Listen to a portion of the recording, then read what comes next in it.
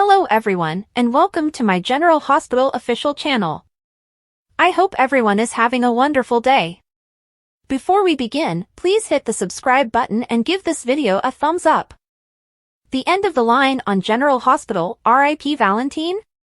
The walls cannot close in any further than they have already on Valentin Cassadine. James Patrick Stewart's General Hospital character accidentally poisoned Carly while attempting to bring Jack his last glass of champagne.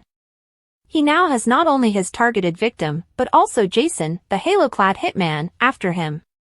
In fact, the March episode of ABC's Lone Soap, for the time being, ended with Jack catching Valentin at the pier before he could board his getaway boat and sail away into the sunset. "It's the end of the line, old friend," Brennan remarked, drawing his pistol. But will he truly pull the bullet, ending Stewart's nearly 10-year reign as Charlotte's father? We'd sensed for long that General Hospital was finished with Valentin.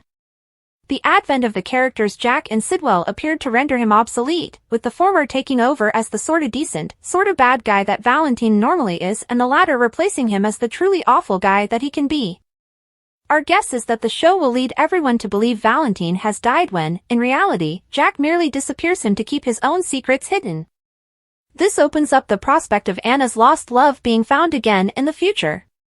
Plus, not for nothing, but we don't see why the program is taking this direction when Nina is practically begging for a new love interest, and it would be fascinating to watch her and her ex try again. What do you believe will happen? Jason vs. Valentin, Lucas sets straight, Nina's fierce warning: the next episode of General Hospital will be a frenzy of drama, action-packed moments, risky deals, tragic betrayals, and steadfast denial.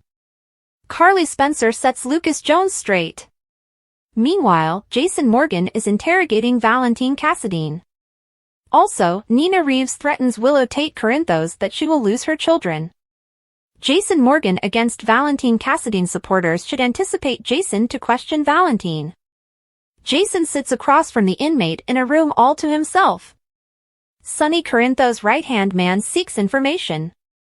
Val, looking deflated and emotionally tired, asks what he wants. That's when Jason declares that he wants to know everything there is to know about Jack Brennan. Lucas Jones set straight: Carly is still recovering in the hospital after being poisoned by the poisonous champagne. Carly will be fine, but she should talk to Lucas about her position. While everyone is pushing Carly to never meet Brennan again, she makes one point clear. Lucas is told clearly and plainly that Valentin is the threat, not Brennan. However, the expression on Lucas' face indicates that he believes Valentin and Brennan are both dangerous men to be around. Knowing Carly, she will not quit seeing him anytime soon. The only thing that would likely cause Carly to dump him is the mystery regarding Jocelyn Jacks. Nina Reeves' passionate plea. General Hospital spoilers for today suggest that Nina once again attempts to steer Willow. Nina even promised to buy her daughter a home to keep her away from Drew Kane Quartermain. However, nothing appears to be working. In the preview film, Nina furiously tells the nurse that she will lose her children. The upcoming episode will also have a scene between Portia Robinson and Drew. The doctor urges Drew in Portia's hospital office to accept victory. However, Drew smugly answers, "Or what?" With Drew blackmailing Portia, he has all the cards. Portia appears to be warning the congressman not to bother him any longer, as she has nothing further to offer him.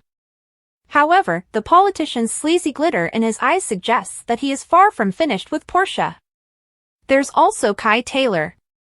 Curtis Ashford warns the college student, despite his enthusiasm for Drew's idea. Curtis claims that Drew has no intention of fulfilling any of his commitments. Will General Hospital's Elizabeth and Lucky become a boring couple? Elizabeth and Lucky are back in love, but they don't have to be a quiet couple.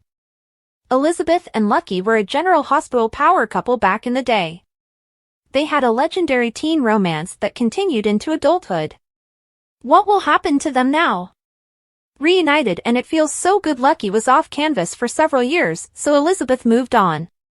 She raised her boys on her own, becoming the head nurse at GH, and had other love tales. Her first love returned to Port Charles shortly after she ended her relationship with Finn, and sparks immediately soared. Cyrus nearly killed Liz and Lucky during their caper. The killer has died, Lucky has been released from the hospital, and the couple is on their road to reuniting. Their son Aiden is gradually adjusting to his father's return, so everything appears to be in order in their world. What happens now? Luke and Laura have a son named Lucky. He has always had an adventurous spirit and his father's ability to detect danger. But Liz is a responsible mother and nurse. It remains to be seen whether he can lead a calm life with his love.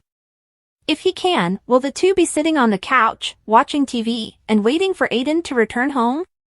We certainly hope not. Shake it up! These two are no longer teenagers fighting the Cassidines, but they still deserve some excitement. Rick may cause some difficulties. He may be with Ava, who is a better match for him, but he plainly still feels for Elizabeth. The guy can be a loose cannon, so we never know what he'll pull. Then there's Lucky's background, which we know little about. He had been absent for years and was most likely engaged with some unsavory folks. Sidwell is already at Port Charles and could be scheming against the Spencers. Liz and Lucky, despite their age and wisdom, do not have to be boring. Are you looking for an entertaining plot for this couple? Please let us know in the comments section. Drew Quartermain had always been a guy who struggled for existence, but in recent months, his fate had become increasingly dubious. His decisions had led him into perilous waters, and the enemies he had made along the road were gathering like shadows in the dark. The storm had been building for some time, but a single moment, a apparently innocuous remark, had sent a shiver through the air, hinting at the inevitable. Portia Robinson, trapped in a tornado of secrets and blackmail, was discussing her dire situation with Ava Jerome when she made a statement that seemed to linger in the air long after she said it. The words were simple but carried an underlying weight, unless Drew's dead. It was an odd idea, one that could have been nothing more than irritation speaking, or the first true hint of what was to come. Had Portia been thinking aloud, simply conceding that Drew might be digging his own coffin with his deals? Or did she unintentionally set the wheels of fate in motion? Whatever the reality, the moment was not forgotten, and in the days that followed, Drew's sense of foreboding grew even worse. Murmurs began to circulate across Port Charles, tiny remarks here and there that appeared to depict a picture of dread. Drew had made more than his fair share of enemies. His arrogance had drove him to manipulate, deceive, and bend the world around him to meet his wants, and now it appeared that the world was ready to fight back. The whispers hinted that he had gone too far this time, that the transactions he had arranged were not as secure as he thought. The enemies he had flirted with were not the type to forget a grudge, and the obligations he owed would not be forgiven lightly. One of those debts belonged to Selena Wu, the fearsome criminal boss who had given him the necessary leverage to blackmail Portia. She was not a lady who tolerated loose ends, and Drew had thrown himself into her affairs with reckless abandon. Then there was Jens Sidwell, a guy whose existence in Port Charles remained a mystery. On the surface, he was a businessman and Esplanade project investor. But Drew had been in the game long enough to see when someone's interest extended beyond what they provided. Sidwell was no average investor, and if Drew hadn't realized how deadly his new partner was, he had already signed his own death sentence. The city went about its business as usual, oblivious that the parts of a deadly puzzle were being assembled in the shadows. Drew carried on as if he were untouchable, focusing on consolidating power, making agreements, and ensuring that those around him followed his rules. But something had shifted. There were moments, small, brief ones, when anxiety crept through the seams of his carefully maintained composure. A lingering look from Selena, a pause in a talk with Sidwell, and a knowing smirk from someone he didn't trust. They were all warning signs, yet he disregarded them. Even Portia, whose life he had flipped upside down, appeared to have a serene confidence when she looked at him now. It was neither fear nor rage. It was closer to inevitability. Then came the decisive moment, which sealed his doom. The night was cool, and the streets of Port Charles were bustling with their customary vitality. Drew had spent the evening wrapping up loose ends and meeting with people who needed to be reminded of their current situation. He had no notion someone was waiting in the dark. He never noticed the gloved hand until it was too late. The shot roared out, breaking the night's calm, but no one heard it until it was too late. Drew Quartermain, the man who had spent so long attempting to bend the world to his way, had finally reached the end of the road. The mystery had begun. Who'd done it? Was Selena tying off a liability? Was it Sidwell who removed an obstacle? Or had Portia, in her desperation, discovered a means to regain control of her own life? Robin Strasser's thoughts on bringing Dorian Lord to General Hospital. Robin Strasser responded to a fan request to add Dorian to the show, but the actress had other plans. We haven't thought about Dorian Lord from One Life to Live in quite some time. The deceitful and vicious woman amassed a large number of enemies in Landview over the years. Blair Kramer, her niece, has visited Port Charles in recent years as part of a crossover with General Hospital. Fans have been begging for additional characters from ABC's shared soap universe to appear on General Hospital, and Dorian's former portrayer, Robin Strasser, has given a surprise response to one hot topic. On X, formerly Twitter, a fan tweeted Strasser, "You need to be on at General Hospital as a long-lost Cassadine possibly tied to Sidwell, Carlo Rota, and nursing Spencer, Nicholas Alexander Chavez, back to health because you are a doctor." How about that for a storyline? At Valentin Frank, of course, Frank Valentini is the executive producer of GH, and Strasser previously worked with him on OLTL. Strasser retweeted it, writing, "I can hear at Valentina Frank shouting NO from here, where I am also shouting NO. The hospital is full. I'd rather beat the gates." She went on to explain why Beyond the Gates is a better fit, saying, "They'd ultimately open up for an older white lady in a gorgeous costume. I love high-style strutting, apparently so do audiences. Fans love the idea. Strasser's fans thought she would be a perfect fit for BTG, with one detailing how that could go down with, "I can see it now, a potential client of Bill Hamilton perhaps, who needs help with getting rid of some evidence and gets a fresh start at Fairmont Crest to live the luxurious life. The mystique you would bring, smiling face with hard eyes. The fans were overjoyed with the concept, with another replying, "Yes please please please." Carla, Mosley, Danny, and Daphne, Duplay, Nicole mentioned on Friday that they'd love to have you on #Beyond the Gates, and I agree. Blue heart, blue heart, blue heart, blue heart, blue heart. Indeed, Strasser would make a good foil, or bestie, for Anita, Tamara Tooney, with one fan mirroring our thoughts, "I can see it." Drew doubles down on Ezra Boyle's first airdate, recalling their rivalry when Vernon Davis was a senator. Drew Quartermain will double down on a threat while Carly Spencer and Lucas Jones square off. This will also be Ezra Boyle's first airdate, so let's discuss what to expect. Drew has a press conference coming soon, so expect some new drama. Drew will harass Portia Robinson about his control over her since he believes she will support him at the event. If Drew does not follow protocol, she risks exposing Portia's lab results manipulation. Drew appears to be more demanding about the specifics of his demands. When Portia refuses, he escalates his blackmail threat. Ava Jerome will return as a confidant in the episode, so expect Portia to keep Drew up to date on all the newest news. Because Kai Taylor will continue to believe Drew's good guy act, Curtis Ashford will expose Drew's fraudulent promises. The GH preview spoilers reveal that Nina Reeves will be concerned about Willow Corinthos' ambitions. Nina hoped she was getting through to Willow about the new house she wanted to buy, but Willow may insist on relocating the kids to Drew's place in the end. Willow may try to defend Drew during the upcoming press conference, but Nina will warn her daughter about the mistakes she is making. None of this will be beneficial for the custody battle, so Nina predicts Willow will lose the kids if she does not start listening to her mother's counsel. According to other GH spoilers, Daniel Cosgrove will make his first appearance as Ezra Boyle, allowing us to witness this politician engage with Drew as they forge a potentially perilous partnership. Meanwhile, someone unexpected will come to see Alexis Davis. Will Rick Lansing decide to pay Alexis a visit and make amends after their recent confrontation? Cody Bell pushed Rick to get along with Alexis for Molly Lansing Davis' sake, hoping Rick would extend an olive branch. On the other hand, Alexis may receive a visit from the unscrupulous Jen Sidwell or someone else. Alexis will give this surprise visitor her whole attention on the broadcast, regardless of who appears. Elizabeth Baldwin and Lucky Spencer will have a critical chat regarding their relationship. Will Lucky and Liz be in sync for their next romantic chapter? At the PCPD, Jason Morgan will question Valentin Cassadine to learn the truth about Jack Brennan.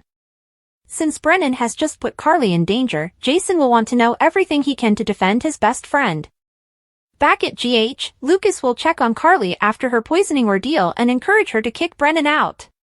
Although Lucas will blame Brennan, Carly will explain that he should not be held responsible for Valentin's sick ploy. According to General Hospital teasers, Jason will shortly attempt to persuade Carly to rethink her mind. Asher Antonison of GH opens up about his ADHD. It can be tough for a kid actor to balance their schoolwork with the demands of acting on a television show. During a recent visit on State of Mind, General Hospital adolescent Asher Antonison spoke with presenter Maurice Benard about his life back home in Chicago and his commute to Los Angeles to work on the soap, as well as how he manages his ADHD. ADHD, or Attention Deficit/Hyperactivity Disorder, is a neurodevelopmental disorder that is among the most common chronic mental illnesses affecting children. Symptoms include inattention, hyperactivity, and impulsivity, which vary from patient to patient. Antonison explained his diagnosis, stating that he has pretty decently good ADHD and that his main issue is an inability to focus. "I take medication for it," the 15-year-old admits. "It helps me relax and focus at school. It helps me get through the school day and learn things. If I don't take it, my mind wanders." Antonison noted that while the drug helps him focus while he's at school, he prefers not to take it on a regular basis when he doesn't need it. "On the weekends, I don't really like to take my meds," he told me.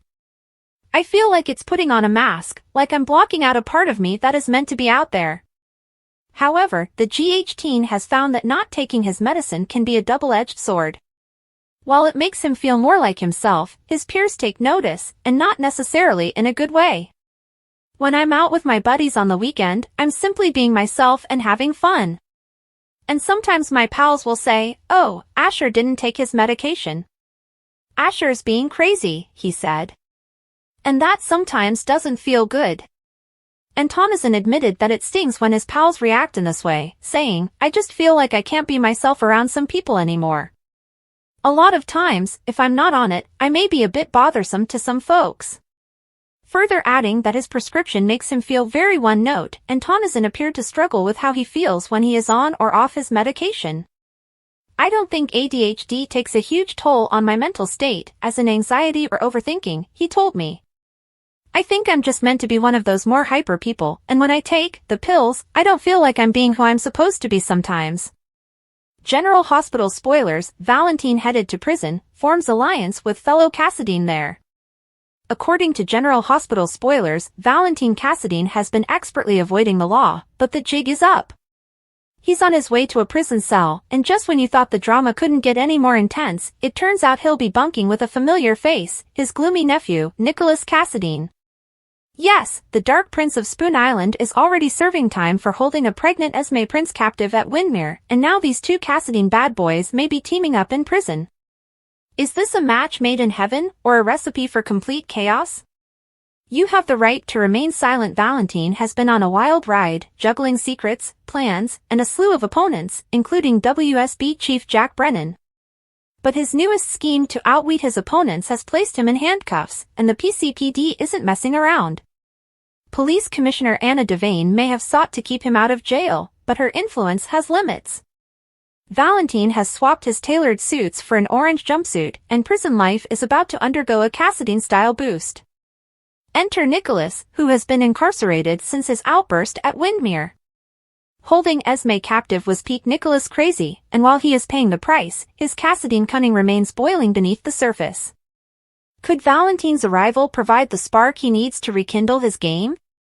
Cassadine blood runs deep. Imagine this, two Cassadine masterminds locked up together, plotting their next move. Nicholas has the charm and a grudge against half of Port Charles, whilst Valentin has the wits and a long list of scores to settle. An alliance might cause major problems for the outside world. Are they planning to break free, defeat their foes, or restore the Cassadine Empire from behind bars? Laura Collins will be clutching her pearls if these two begin chatting in the jail yard, and Sonny Corinthos may need to watch his back if their schemes break out onto the streets. Friend, family, or foe? Will this collaboration endure, or will the Cassadine family's allegiance break beneath the weight of their egos? Nicholas and Valentin have never been close friends due to bad blood and power struggles. If they turn against each other, the prison may become a battleground, with guards caught in the crossfire. In any case, when these two begin stirring the pot, Port Chuck will have no idea what is going on. Carly Spencer had always been fiercely loyal, especially to her children. She would go to any length to keep them safe. Despite all of her previous conflicts, nothing could have prepared her for the impending storm. The man she had allowed into her life, the one she had begun to trust, was concealing a betrayal so profound that it threatened to rock her to her core. Jack Brennan was not an ordinary man. He was smart, strategic, and always 5 steps ahead of everyone else. However, even he had miscalculated the dangers of hiding secrets from Carly Spencer. His engagement with Jocelyn Jacks began as a deliberate decision motivated by the greater good, or so he convinced himself. The twisted web of deception had begun with Cyrus Renault, and Jocelyn was drawn into a life-or-death situation that concluded with her taking down the dangerous criminal in that lonely cabin. Brennan had been there to clean up the mess, covering her tracks and passing the blame to Jason Morgan, so no one would guess the truth. But that was merely the beginning. What Jocelyn didn't realize, and no one else knew, was that Brennan had a much wider strategy in mind. Her recruitment into the WSB had been purposeful. He sensed something in her, a spark, a potential that could not be overlooked. He needed her for something unique, something only she could do. And to assure her acquiescence, he compelled her to tell a lie, one that Carly would never forgive him for. It began as rumors, minor contradictions that Carly could not shake. An odd comment here, a suspicious look there. Jocelyn had always been independent, but recently she had become guarded and reclusive. Carly knew her kid too well to ignore the indications. Finally, there was Brennan himself. He was charming and attentive, everything Carly desired in a new beginning. Even the best liars had tells, and she'd spent her life trying to recognize them. She could feel it in her gut, something was awry. The encounter was unavoidable. It happened late one evening at Carly's house, following another tense encounter with Jocelyn that had left her reeling. She had replayed every conversation, every warning flag she had overlooked. She could feel the truth. Brennan had arrived as he often did, easily transitioning into the supportive boyfriend role. But Carly was not in the mood for games. "Tell me the truth," she ordered, her voice steady yet fierce. Brennan paused, and that was all the assurance she needed. Her heart beat as she pushed ahead. "You have been withholding something from me." "Something about Jocelyn." He exhaled gently, as if he had carefully chosen his words. "Carly, you have to understand." "No," she interjected, raising her voice. "I don't need to understand anything. I just have to know what the hell you've done to my daughter." The air between them became thick. And finally, he spoke. "She's part of something bigger," he acknowledged. "Something important." Carly's breath caught. "What does that mean?" "She's in the WSB." The words struck her as a physical blow. For a little while, everything around her blurred, the weight of his confession sinking into her chest like a stone. Jocelyn, her Joss, was involved in a risky situation that she had been compelled to keep hidden from her mother. And Brennan had done it. The explosion that followed was unlike anything Brennan had ever experienced. Carly was more than simply upset, she was distraught. The guy she had trusted had exploited her daughter, put her in danger, and forced her into a life of secrecy and lies. "Do you think you can simply play God with my daughter's life?" she screamed. "Do you think you can make decisions for her and me and expect me to just accept them?" Brennan attempted to argue with her, explaining that it had been essential, that Jocelyn was made for this, and that she was thriving in ways no one else could. But Carly was not listening. "You don't get to decide what's best for my daughter," she complained. "You can't control her or me. And you will not be a part of our lives after this." She was finished. "I'm done with the lies. I am finished with Brennan. I'm done with anyone who tried to influence her family." And as he stood there, watching the rage in her eyes, Brennan realized he had made a mistake. A fatal one. Carly Spencer wasn't simply angry. She was looking for blood. Jason's demand, Drew's lie exposed, Nina's desperate plea, and Carly's delusion lies are revealed on the next GH, demands are made, pleas are ignored, and reality is shattered.